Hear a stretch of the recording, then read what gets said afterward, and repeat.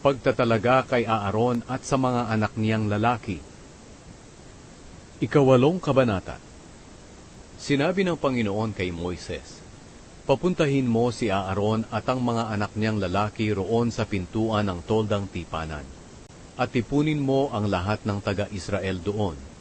Sabihin mo sa mga pari na dalhin nila ang kanilang mga damit pampari, ang langis na pamahid, ang toro na handog sa paglilinis, ang 2 lalaking tupa, at ang basket na may tinapay na walang pampaalsa." Sinunod ni Moises ang iniutos sa kanya ng Panginoon, at nagtipon ang mga taga-Israel sa may pintuan ng toldang tipanan. Sinabi sa kanila ni Moises na ang gagawin niya ay iniutos sa kanya ng Panginoon. Dinala niya sa gitna si Aaron at ang mga anak niyang lalaki, at sila'y pinaliguan. Ipinasuot niya kay Aaron ang damit bilang punong pari, ang damit panloob, ang sinturon, ang damit panlabas, at ang espesyal na damit, at binigkisang mabuti ng hinabing sinturon na maganda ang pagkakagawa. Ipinalagay din ni Moises ang isang lalagyan sa dibdib, at doon inilagay ang Urim at Thummim. At ipinasuot din niya ang turban sa ulo ni Aaron, at sa harap ng turban ay ikinabit ang gintong sagisag ng pagtatalaga kay Aaron para sa Panginoon. Ginawang lahat ito ni Moises ayon sa iniutos sa kanya ng Panginoon.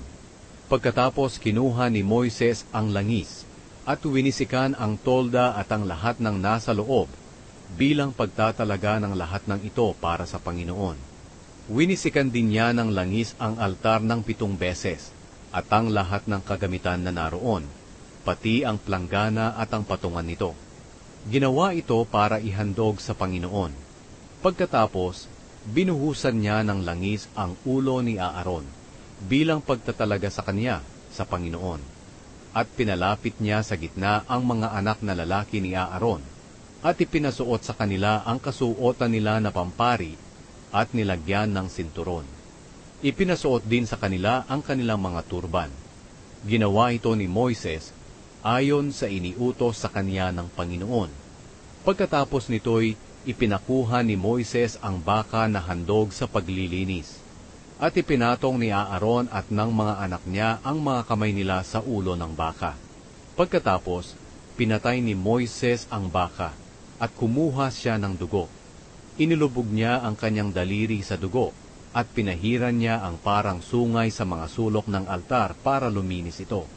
At ang natirang dugo ay ibinuhos niya sa ilalim ng altar.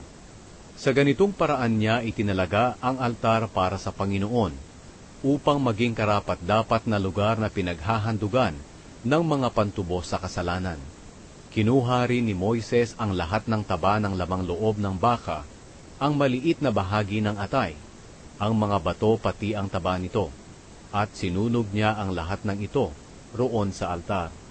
Ang mga natirang bahagi ng baka, katulad ng laman, balat at lamang loob, ay sinunog niya sa labas ng kampo. Ginawa ito ni Moises ayon sa iniutos ng Panginoon. Pagkatapos, ipinakuha ni Moises ang lalaking tupa bilang handog na sinusunog. Ipinatong ni Aaron at ng mga anak niyang lalaki ang kanilang mga kamay sa ulo ng tupa. At pinatay ni Moises ang tupa, at iwinisik ang dugo sa paligid ng altar. Kinatay niya ang tupa at hinugasan ang mga lamang loob at paa. At saka sinunog lahat doon sa altar, pati na ang ulo at taba, bilang handog na sinusunog. Ang mabangong samyo ng handog na ito sa pamamagitan ng apoy ay makalulugod sa Panginoon. Ginawa ito ni Moises ayon sa utos sa kanya ng Panginoon. Ipinakuha rin ni Moises ang pangalawang lalaking tupa.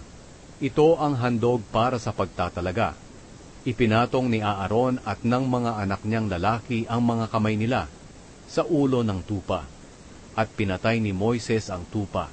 Kumuha siya ng dugo nito, at ipinahid sa ibabang bahagi ng kanang tainga ni Aaron, at sa kanang hinlalaki ng kamay at paa niya. Pinapunta rin ni Moises sa gitna ang mga lalaking anak ni Aaron, at pinahiran din niya ng dugo sa ibabang bahagi ng kanang tainga nila, at ang kanang hinlalaki ng kanilang kamay at paa. Pagkatapos iwinisik niya ang natirang dugo sa palibot ng altar.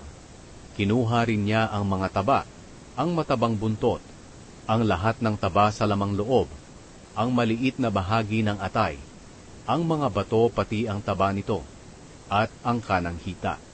Pagkatapos kumuha rin si Moises ng tinapay mula sa basket na inihandog sa Panginoon, isang makapal na tinapay na walang pampaalsa, isang tinapay na may halong langis, at isang tinapay na manipis. Pinahawakan niya ang lahat ng ito kay Aaron at sa mga anak nito, pati na ang lahat ng taba at ang kanang hita ng tupa. At itinaas nila ito sa Panginoon bilang handog na itinataas. Pagkatapos, kinuha iyon ni Moises sa kanila at sinunog sa altar kasama ng handog na sinusunog. Iyon ang handog bilang pagtatalaga sa kanila. Ang mabangong samyo ng handog na ito sa pamamagitan ng apoy ay makalulugod sa Panginoon. Kinuha rin ni Moises ang pitso ng tupa at itinaas sa Panginoon bilang handog na itinataas. Ito ang bahagi niya sa tupang handog ng pagtatalaga. Ang lahat ng ito'y ginawa ni Moises ayon sa iniutos sa kanya ng Panginoon. Pagkatapos, kumuha si Moises ng banal na langis at ng dugo roon sa altar, at winisikan niya si Aaron at ang mga anak niya, pati na ang kanilang mga damit. Sa ganitong paraan niya sila inihandog, pati ang kanilang mga damit sa Panginoon. At sinabi ni Moises kay Aaron at sa mga anak niyang lalaki, "Lutuin ninyo ang karne malapit sa pintuan ng toldang tipanan, at ayon sa iniutos ko sa inyo, kainin ninyo ito, kasama ang mga tinapay na nasa basket, na handog para sa pagtatalaga. Ang matitirang karne at tinapay ay susunugin ninyo.